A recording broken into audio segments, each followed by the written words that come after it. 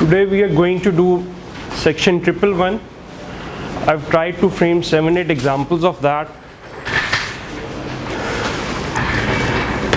Without getting into the debate के उस examples में officers ने 111 A, B, C या D लगाया है, सही लगाया या गलत लगाया है. We'll just look at that observations and then decide it afterwards कि उन्होंने सही किया था या गलत किया था. 111 लगाने का एक framework है जो unfortunately we don't come across that framework. वो हम आज डिस्कस करेंगे कि जी कैसे हमने डिसाइड करना है कि ए में जाना है, बी में जाना है, सी में जाना है और क्या वजह है कि कन्फ्यूजन क्यों इसमें होती है. व्हाट इज़ द रीज़न कि आप एक ऑफिसर से पूछें तो वो कहेगा कि जी ये बी की एंट्री है, दूसरे से पूछें तो वो डी के लिए सपोर्ट करेगा. तो वो कन्फ्यूजन क्रिएट किस वजह से होती है वो इस एग्जाम्पल्स को पढ़ने के बाद फिर हम उस फ्रेमवर्क को जब डिस्कस करेंगे तो डिसाइड करते हैं. अच्छा जी, ये देखें, थोड़ा सा आज ये टेक्स्ट हैवी आपको मेरे साथ सारा पढ़ना पड़ेगा क्योंकि ये 8-10 एग्जाम्पल्स हैं और ये इंटरलिंक्ड है आपस में. ऑब्जर्वेशन बनी हुई है 231A की कैश विड्रॉल पे कि जी 3 मिलियन आपने कैश विड्रॉल निकलवाया था और 1.17 बिलियन का आपने एक्सपेंसेस इंकर किए हैं कैश के अंदर. You have not submitted complete books of accounts and cash vouchers for examination. Therefore, the utilization of the cash withdrawals in accordance with law cannot be ascertained. You are requested to submit reconciliation of cash withdrawal from the banks against which tax was deducted. Otherwise, the amount of this should be added to income in terms of section 21L के आपने cash expenses किए and hit by the mischief of 21L. Reply taxpayer का क्या है कि जी the company has submitted not only complete books of account but also all information details supporting evidences including cash vouchers bills for the month of August. As and when required for your examination and scrutiny vide our letters flana. It may also be noted that when the company brought into your knowledge that all cash vouchers could not be furnished owing to voluminous in number, you have kindly allowed the company to furnish cash vouchers bills only for the month of August. तो कह रहे कि जी मैंने नहीं, आप ही ने मुझे इजाज़त दी थी कि सिर्फ एक महीने का सैम्पल बेसिस के ऊपर कैश वाउचर्स दे दें, तो हाउ कम कि मैं सारे साल का प्रोड्यूस करता. Needless to mention that the company had also made a request to visit its office if any for further verification of watches and supporting documents. कि जी मेरे ऑफिस आ जाएं, हम वहाँ पर आपको तमाम वेरिफिकेशन करवा देंगे. In addition there was also cash receipts collected on local sales that were made through company factory outlets. Based on the books of accounts already furnished, utilization of cash withdrawn from the banks during the year is summarized as under. अब ये देखिए उसने reconciliation क्या दी है. ऊपर amount note कीजिएगा कि amount in question is 1.17 billion. नीचे अब reconciliation देखिएगा. सैलरीज बिलो 15,000 और अब फाइनेंस एक्ट 2020 में ये लिमिट 25,000 हो चुकी हुई है. 751 मिलियन है वो. Purchase of raw material and packing materials is 687 million. Interbank transfers के लिए मेरे एक बैंक से दूसरे बैंक में जो अमाउंट्स गई हैं वो 27 मिलियन है. और मिसलेनियस स्टैट्यूटरी पेमेंट्स यूटिलिटीज जिसके ऊपर 21L ट्रैक नहीं होता वो 177 और टोटल उसने रिकन्सिलेशन 1.64 की दे दी एज अगेंस्ट विज़ावी 1.71 बिलियन. अच्छा, यहाँ पे वो कहते जी need further the aforesaid provisions are not attracted in case of items of trading account and reliance in this head can be placed on the judgment of appellate tribunal Indian Revenue 1444 की judgement. वो कह रहे हैं कि ये जो red entry है आपकी इसके ऊपर आपका 21L वो जो है उस पर हिट नहीं होता by virtue of this judgment of tribunal. 2012 में एक जजमेंट आई हुई है. फर्दर वो कहता है कि जी 86% of above cash expenses payments relate to export sales only, against which no deduction has been claimed by the company while discharging its tax liability on export income, and therefore question for invocation of 21L in respect of these expenses to the extent is even otherwise it does not arise. वो कहते हैं जी मेरी export है 86%, तो आप lump sum जो मेरे साथ एडिशन करने लगे वो वैसे ही यहाँ पर पॉसिबल नहीं है. ऑफिसर कहता है कि दी 751 मिलियन की जो सैलरीज है, the above reply of the taxpayer is found general and evasive in nature as it has just split the total amount of cash withdrawals into 4 heads without filing corroborating evidence. It needs to be mentioned that the taxpayer has neither provided salary sheets, during audit nor in response to show cause notice under 122 to substantiate the huge claim of 751 million। उन्हें जी आपने मुझे breakup दे दी है एक reconciliation की, 751 million के support में आपने मुझे कोई सैलरी रजिस्टर नहीं दिखाया, कोई एम्प्लॉइज़ की डिटेल नहीं दी, कोई उनका CNIs नहीं प्रोवाइड किए कि मैं उसको काउंटर चेक कर सकूँ कि आपका वर्जन डॉक्यूमेंट्री एविडेंस से सपोर्ट हो रहा है कि नहीं हो रहा। Since claimed disbursement of rupees 751 billion as BTL salaries is merely an unvouched assertion of the taxpayer, it attracts disallowance under section 21M। अब यहाँ पे 21L का उसके शो कॉज में कहीं नोटिस में जिक्र नहीं था, इधर आके वो 21 के अंदर वो हिट कर रहा है कि जनाब ये आपने कैश एक्सपेंसेस वो जो 15,000 की लिमिट थी और अब 25,000 उसको आपने एक्सीड कर दिया। और secondly 86% of 1.1 billion means almost 800 million.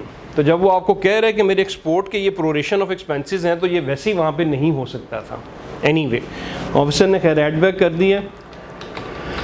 Purchase of raw material and packing, जिस पे वो कह रहे हैं कि जी ट्रिब्यूनल की जजमेंट 1444 के तहत वहाँ पे ये ट्रैक 21L नहीं होती, उसको हम देखते हैं कि होती है या नहीं होती। In light of this judgment, the contention of the taxpayer that provisions of section 21L are not applicable to trading account is baseless.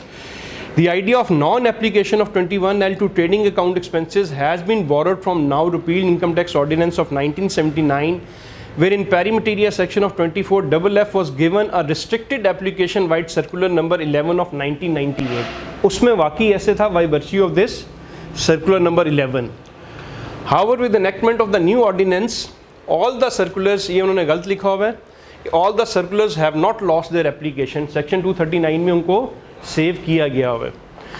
Any lingering doubt in this respect was dispelled by the reenactment of section 21L White Finance Act 2006, which was explained by the board White Circular number 1 of 2006, clarifying that provisions of 21L are applicable on trading account, क्योंकि अब 21L के जो words हैं वहाँ पे लिखा हुआ है एवरी एक्सपेंस या एक्सपेंडिचर के वर्ड यूज हुए हैं, तो अब किसी को पुराने सर्कुलर के तहत एग्जाम्पशन नहीं है।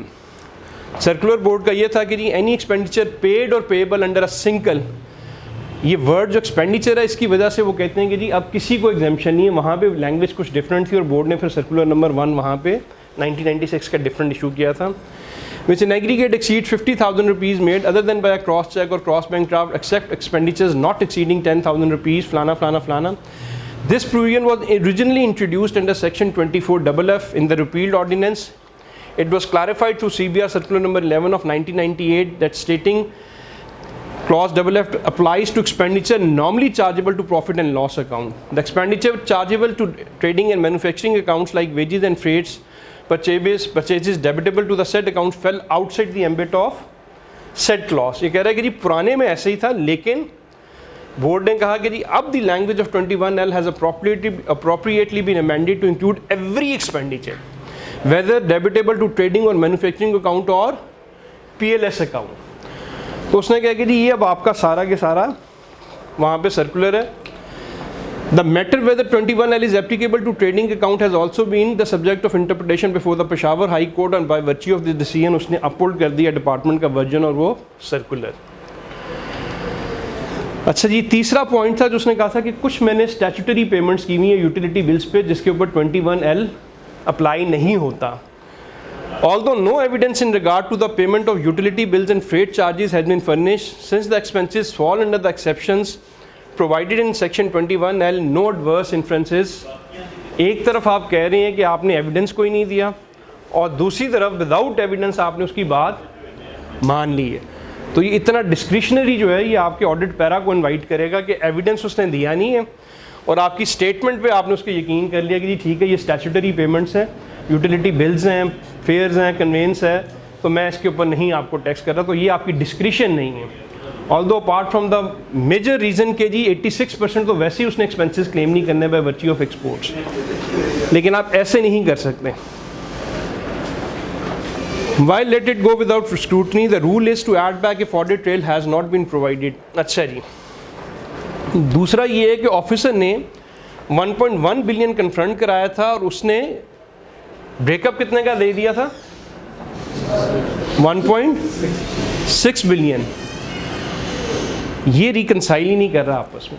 ये उस वक्त रिकनसाइल करेगा कि अगर कंपनी के पास कोई ओपनिंग कैश इन हैंड होता। उसने कहा जी आपने जब कैश विड्रॉल्स की हैं, ऑफिसर ने इसको हाईलाइट नहीं किया इस इशू को, तो उसने कहा था कि कैश विड्रॉल्स आपकी 1.1 बिलियन है। कंपनी ने जब रिकन्सिलेशन बना के दी तो उसने 1.6 बिलियन की दी, तो ये 1.6 minus 1.1 that is equal to 500 million rupees. ये उसी वक्त जस्टिफाई होगा कि अगर कंपनी के पास ओपनिंग कैश इन हैंड अगर 500 मिलियन था। अदरवाइज यहाँ पे इटसेल्फ एक ऑब्जर्वेशन बन जाती है कि जी ये 500 मिलियन कहाँ से आ गया, राइट? जो उसने कैश विड्रॉल की थी उसका टोटल ये बन रहा है। अब मज़ीद अगर उसके पास कैश इन हैंड था तो वो कहाँ से आया है? वो ओपनिंग कैश इन हैंड से उसको जस्टिफाई करेगा, ठीक है? यहाँ अनलेस एंड अनटिल अगर उसकी कोई रिटेल बिजनेस है और वहाँ पे रिटेल सेल्स हो रही है तो उसको जस्टिफाई करेगा कि जी to the tune of rupees this much ये मेरी कैश सेल्स हो रही हैं अपना। लेकिन ऑफिसर ने इसको हाईलाइट नहीं किया। Unexplained cash withdrawal from bank accounts. During the course of audit proceeding, you have submitted cash books in respect of plant, head office and ये retail outlet है कंपनी की। This is a textile sector case। उसने कहा जी cash book जो थी आपकी retail sector की जो कैश बुक है उसमें 30 मिलियन की अमाउंट है, जो हेड ऑफिस का है उसमें 36 मिलियन और जो प्लांट के ऊपर कैश बुक है वो 930 मिलियन। टोटल कैश जो आपने इंडक्ट की है वो 997 मिलियन था कैश बुक में during the year. It is evident from the above chart that total cash inducted is this much. However, as per tax deduction claim, the cash withdrawals work back to 1.1 billion and there is a huge difference of 179 billion. यही अच्छा एक apart from के ये observation इसलिए भी गलत है कि नंबर 1 वहाँ पे प्रोरेशन ऑफ एक्सपेंसेस होने, नंबर 1 आप इस पोर्शन को 21L में ऊपर हिट कर चुके हैं। अब इसी को एक डिफरेंट एंगल से आप पकड़ रहे हैं और उसमें दोबारा वही अमाउंट का एक डिफरेंस निकाल रहे हैं, तो ये एक ही चीज़ बार बार आप हिट नहीं कर सकते। ऊपर हम इसी को डिस्कस करके भी आए हैं, राइट? जिसमें उसने कहा कि जी आपने मुझे चूँकि ब्रेकअप और वॉचेस वगैरह नहीं दिए तो यूटिलिटी एक्सपेंसेस छोड़ के बाकी उसने सारा ऐड बैक कर दिया था। अब एक डिफरेंट एंगल से वो उसी को कि जी आपने कैश बुक से यहाँ से इतने पैसे निकलवाए हैं, बैंक से इतने पैसे निकलवाए हैं, कैश बुक में आपने इतने डालने और बाकी आपका 179 जो है ये आपने बिजनेस में यूज़ कर लिया है and you have shown an expense of this shows that an expense of amount 179 million has been made without even recording the transactions in chronological order in the cash book. होता ये है कि जो counting principal जो हैं वो ये कहते हैं कि जी जब भी आपने बैंक से जो कैश निकालना है उसकी एंट्री आप कैश बुक में करते हैं, आप डायरेक्ट एक्सपेंडिचर बुक नहीं करते। यानी कि फॉर एग्जांपल आपने कैश से 100 रुपीज़ निकलवाया है और आपने कोई 80 रुपीज़ का एक्सपेंडिचर करना है तो आप डायरेक्ट वहाँ से नहीं करते, आप पहले कैश बुक में उसको एंटर करते हैं और फिर वहाँ से फर्दर उसका एक्सपेंस आउट का वो जो वहाँ पे एंट्री डालते हैं। ये अकाउंटिंग प्रिंसिपल है, लेकिन इसको कई दफ़ा अकाउंटेंट्स शॉर्टकट मारते हुए वायलेट भी कर लेते हैं। तो इसका ये मतलब नहीं कि अगर उसने ऐसा कर दिया है तो उसने कोई बहुत बड़ी गलती कर दी, उसने अपने गुड अकाउंटिंग प्रिंसिपल्स को अडहर नहीं किया। लेकिन ऐसा पॉसिबल है कि आप कैश बुक में ले जाने के बाद ले जाए बगैर डायरेक्ट वहाँ पे डेबिट एंट्री करके एक्सपेंडिचर्स को कमिट कर लें अपना, तो इट इज़ पॉसिबल। लेकिन फिर उसको वहाँ से वो लेजर एंट्री उसे दिखाना पड़ेगा कि ये जो 179 मिलियन का उसके ऊपर चार्ज लग रहा है कि जी आपने निकलवाए इतने थे, कैश बुक में इतने आए, तो ये आपने कोई अननोन एक्सपेंडिचर कर दिया। तो अगर तो ये वो आगे से अपने लेजर्स के साथ और वॉचेस के साथ रिसीट्स के साथ ये इस्टेब्लिश कर देता है कि हाँ जी मैंने कैश बुक में इंडक्ट नहीं किया, लेकिन ये लेजर एंट्री हैं जहाँ पे मैंने इस एक्सपेंस को डायरेक्ट बुक कर लिया, तो ठीक है। अदरवाइज ये अननोन एक्सपेंडिचर उसके पल्ले पड़ जाएगा। यहाँ पे this shows that you have expensed an amount of this much without even recording the transactions in chronological order in the cash book and directly made payment of various expenses. Therefore, this office intends to add the differential amount of 179 million under the head income from other sources in terms of section 111B और 111C। ये हम बाद में देखेंगे कि यहाँ पे B लगना है, यहाँ C लगना है, ठीक है। ऑफिसर उसको कह रहा है कि ये पैसे कहीं गए हैं, either you are owner of this money या you have made an expenditure which is out of books। तो B लगेगा C लगेगा, उसको हम देखते हैं भी बाद में। कंपनी कहती है जी we submit that the above observation is not correct since all the expenses were duly recorded by the company in its books of account. It is clarified that the difference noted by you represents the purchases that were directly recorded by the company into the respective ledger accounts. वो कह रहा है कि जी मेरे accountant ने cash book में पहले इसकी एंट्री नहीं की और डायरेक्टली वहाँ से बैंक से जब पैसे निकले तो उसके अगेंस्ट लेजर्स के अंदर उसने एंट्री कर दी। तो अकाउंटिंग प्रिंसिपल्स उसने ज़रूर वायलेट किए, लेकिन ऐसा नहीं है कि इसकी वजह से आप कोई टैक्स इन्फ्रेंस फ़ौरन निकाल लें। अब चूंकि उसने डिफेंस ये ले लिया कि जी लेजर अकाउंट्स में मैंने एक्सपेंडिचर किया है, तो अब वो कॉरस्पॉन्डिंगली उस 179 मिलियन को यहाँ पर अपने लेजर्स के थ्रू शो करेगा कि जी ये वो अमाउंट है जो मैंने डायरेक्टली यहाँ पे लेजर्स में बुक कर लिया है as against expenses. These purchases are reflected in summary of cash transactions already given above. In case you wish to further examine the underlying documents, please let us know. Finding क्या officer की? The above reply of the taxpayer has been considered and found general in nature. As per accounting practices, the cash withdrawn from bank is recorded, entered in the cash book from where the same is disbursed for various payments. The direct payment of cash without recording the same into cash book is against the accepted standards of bookkeeping. लेकिन bookkeeping के standards के against जरूर है, लेकिन directly tax inference इसका कोई नहीं है. Though the taxpayer claimed that the difference is on account of purchases directly recorded in the respective ledgers, he failed to substantiate it as no evidence in this regard was ever furnished for verification. कि जी आपने statement दे दी है, लेकिन back and पे मुझे ledgers नहीं दिए, वो entries नहीं चेक कराई जहाँ पे ये 179 मिलियन रिकॉर्ड हुआ होगा.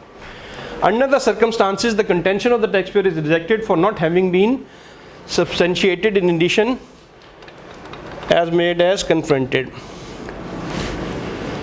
अनवेरीफाइबल बोगस क्रेडिटर्स, ये हमारा फिर एक फेवरेट होता है कि जी list of creditors was found deficient of complete particulars. उसने कहा कि जी आपका नोट 14 में था कि जी 1.7 मिलियन के कुछ क्रेडिटर्स हैं, पार्टी वाइज डिटेल भी आपने इसमें फाइल की थी, लेकिन जब मैंने पार्टी वाइज डिटेल चेक की तो आई फाउंड कि the list of creditors was deficient of complete particulars, कि ना उनका CNIC कंप्लीट था या CNIC था तो एड्रेस कंप्लीट नहीं था. कि मैं उसको किस तरह वेरीफाई करूं कि आपका आपस में ये आउटस्टैंडिंग बैलेंसेस हैं या नहीं हैं.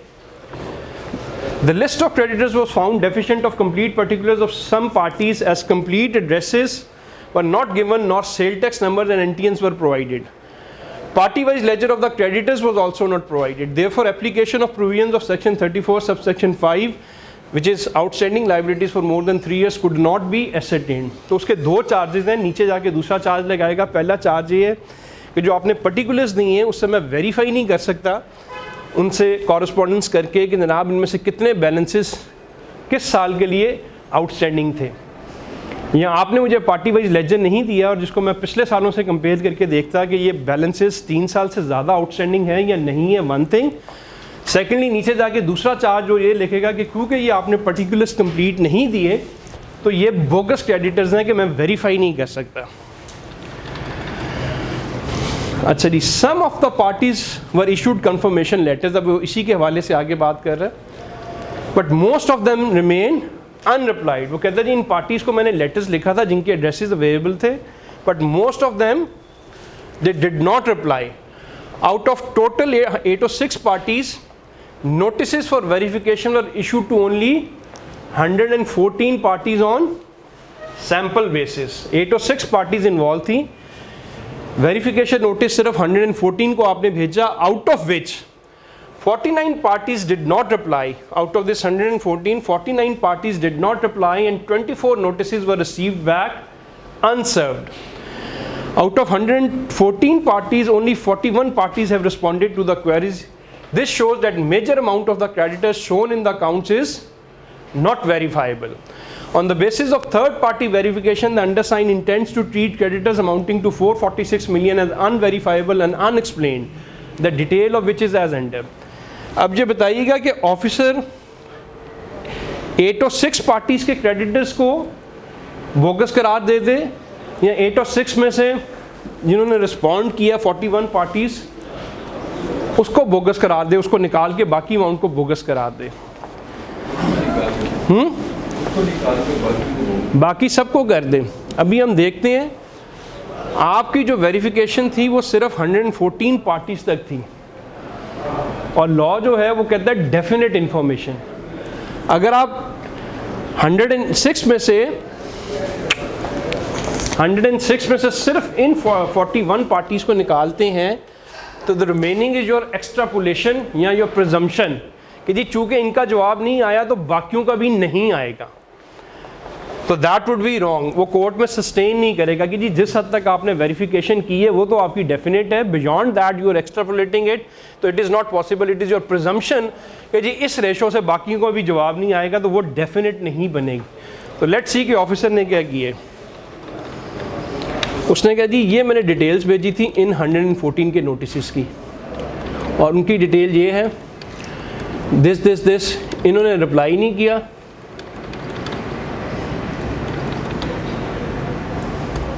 इनका अनसर्व्ड वापस आ गया,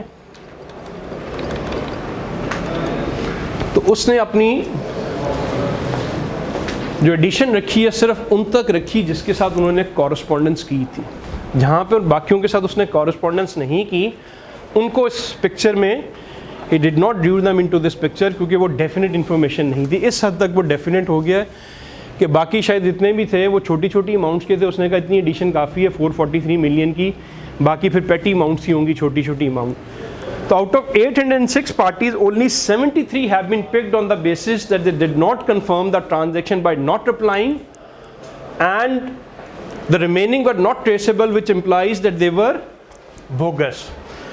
अच्छा जी, जो नॉट रिप्लाई जो है, अगर कोई रिप्लाई नहीं करता तो again it does not mean कि जनाब वो ट्रांजैक्शन नहीं हुई।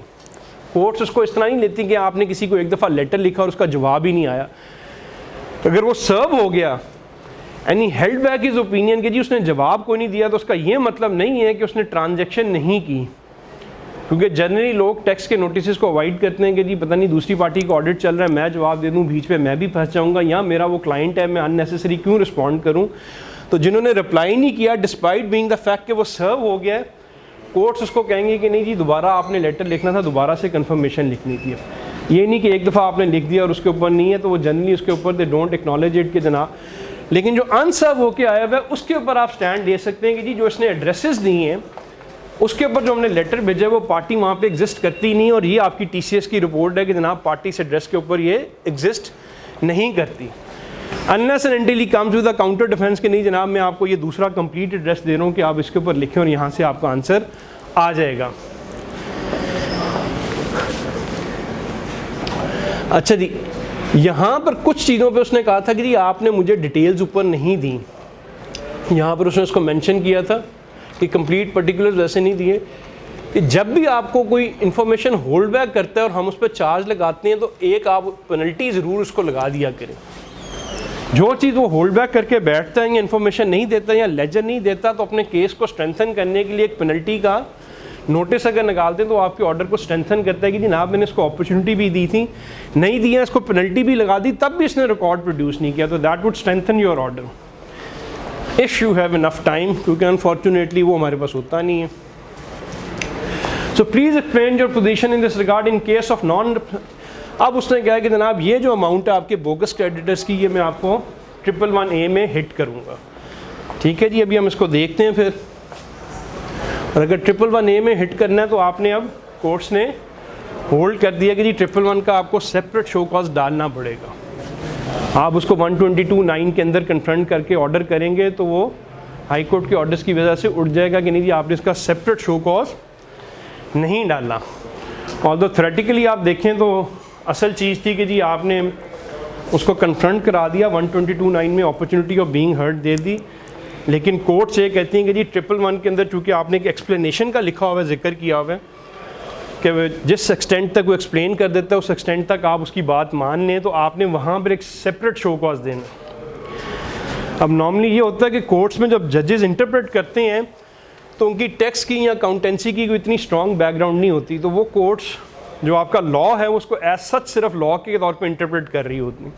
तो कहते हैं जी 111 के अंदर चूँकि एक्सप्लेनेशन है तो इसका मतलब है आपने यहाँ पर शो कॉज देना था। ऑल्दो उसका नेट इफेक्ट वही है कि 122(9) में भी आप वही पूछ रहे हैं और 111 में भी वही पूछना है, लेकिन चूँकि उसने नैरोली इसको इंटरप्रेट करना है कि जी मेरे सामने लॉ इस वक्त ऐसे ही पड़ा है और मैंने इसको ऐसे ही इंटरप्रेट करना है। तो अब वो जजमेंट्स आ गई हुई हैं, राइट है या रॉन्ग है, it is binding on you.